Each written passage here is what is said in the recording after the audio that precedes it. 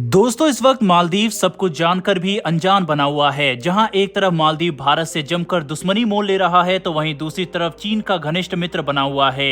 वहीं मालदीव के प्रेसिडेंट मोहम्मद माइजू भी 5 दिन के लिए चीन के दौरे पर हैं। मालदीव के राष्ट्रपति बनने के बाद उनका पहला दौरा तुर्की के लिए था और अब दूसरी ऑफिशियल विजिट चीन में है। जैसा कि हमें पता है कि इस वक्त भारत और मालदीव के बीच विवाद चल रहा है और इसी का सबसे ज्यादा फायदा उठा रहा है चीन। चीन की हरकतों से तो हम सभी वाकिफ हैं कि कैसे वह छोटे छोटे देशों को अपने कर्ज तले दबाकर उन पर कंट्रोल करना चाहता है। वहीं पर श्रीलंका तो इसका सबसे बड़ा एग्जाम्पल है। जिस तरह से चीन ने श्रीलंका के हम्बनटोटा बंदरगाह को अपने अंडर ले लिया, ऐसा ही कुछ वह मालदीव के साथ भी करना चाहता है। चीन की नजर मालदीव के आइलैंड पर है। इतना ही नहीं, आपको बता दे मालदीव का एक बंदरगाह पहले से ही चीन के कब्जे में है। इसके बारे में आपको वीडियो में डिटेल से आगे बताएंगे। वहीं पर हमारी दूसरी खबर भारत की क्रूड ऑयल रिजर्व को लेकर है। दरअसल भारत सरकार ने अपने क्रूड ऑयल रिजर्व को फिल करने के लिए जो योजना बनाई थी अब उसको रद्द कर दिया है और इसकी जगह भारत सरकार नई स्ट्रेटेजी अपना रही है। इसके बारे में भी वीडियो में आगे बात करेंगे।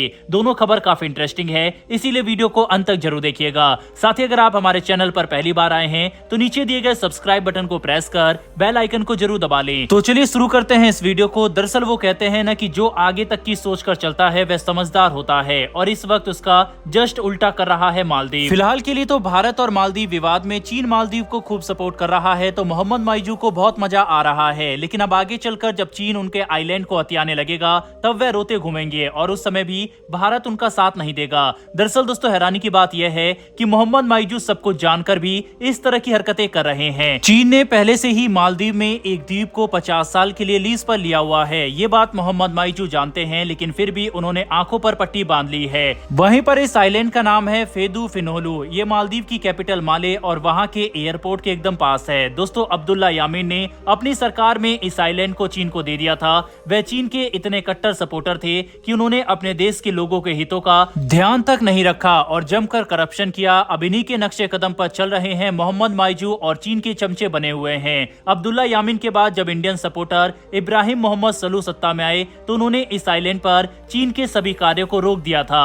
लेकिन अब फिर से मोहम्मद माइजू की सरकार में चीन ने अपने कामों को तेज कर दिया है। 2016 में अब्दुल्ला यामीन सरकार में पर्यटन मंत्री मूसा ने ये अनाउंसमेंट किया था कि वह राजधानी माले और अंतर्राष्ट्रीय हवाई अड्डे के पास स्थित फेदू फिनोलू को 50 साल के लिए $4 मिलियन की लागत पर चीन को लीज पर दे रहा है। अब एक बार फिर से मालदीव में हिस्ट्री रिपीट होती हुई दिखाई दे रही है। दोस्तों मालदीव भारत के साथ साथ वर्ल्ड ट्रेड के लिए बहुत इंपॉर्टेंट पोजीशन होल्ड करता है। इस रूट से बहुत सारे देशों के शिप होकर गुजरते हैं, जिनमें Taiwan, south Korea, Philippines, Vietnam आदि देश शामिल है। इसीलिए चीन मालदीव के करीब जा रहा है और धीरे धीरे उसे अपने चंगुल में फंसाता नजर आ रहा है। भारत चीन की फितरत से बहुत अच्छे से वाकिफ है, इसीलिए भारत ने हमेशा मालदीव को चीन के झांसे में आने से बचाने की कोशिश की है। लेकिन जब अकल पर ही पत्थर पड़े हो तो कोई क्या ही कर सकता है। खैर ये तो अब आने वाले समय में ही पता चलेगा कि चीन के कंधे का सहारा लेने के बदले मालदीव को क्या कीमत चुकानी पड़ेगी। बहरहाल मालदीव के इस तरह के स्टेप लेने और चीन की स्ट्रेटेजी को लेकर आपकी क्या राय है, कमेंट बॉक्स में लिखकर जरूर बताइएगा। फिलहाल बढ़ते हमारी दूसरी खबर की तरफ जो कि भारत से ही निकलकर सामने आ रही है।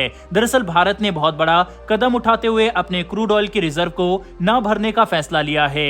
इसके बदले भारत एक नई तरह की स्ट्रेटेजी अपना रहा है। क्रूड ऑयल की कीमतों में लगातार गिरावट देखने को मिल रही है। इसी के चलते भारत ने यह फैसला लिया है कि अब भारत का प्लान है क्रूड ऑयल को फिल करने के लिए जो स्पेस हमारे पास है उसे दूसरी कंपनियों या सेक्टर को लीज पर देकर एक्स्ट्रा अर्निंग की जाए। भारत की फाइनेंस मिनिस्ट्री ने देश के स्ट्रेटेजिक क्रूड ऑयल रिजर्व को भरने के लिए $50 अरब यानी कि $60 करोड़ की योजना बनाई थी। इसी को अब रद्द कर दिया गया है। दोस्तों इस वक्त भारत का strategic oil reserve 3.9 crore barrel का है, जो कि देश के करीब 9 दिनों की नीड को पूरी कर सकता है और इन्हें इमरजेंसी में यूज करने के लिए डिजाइन किया गया है। साल 2020 में जब तेल की कीमतें जमीन पर आ गई थी तब रिजर्व को भरा गया था। तब से अब तक रिजर्व का 1/3 हिस्सा घरेलू रिफाइनर्स को सप्लाई किया गया। अब इसी खाली हुए हिस्से को फिर से भरे जाने की योजना थी। दोस्तों भारत में 3 जगह पर रिजर्व रखा जाता है, जिनमें विशाखापट्टनम और मैंगलोर शामिल है। इस वक्त 1.35 करोड़ बैरल की कैपेसिटी वाली विशाखापट्टनम और मैंगलोर साइट खाली है।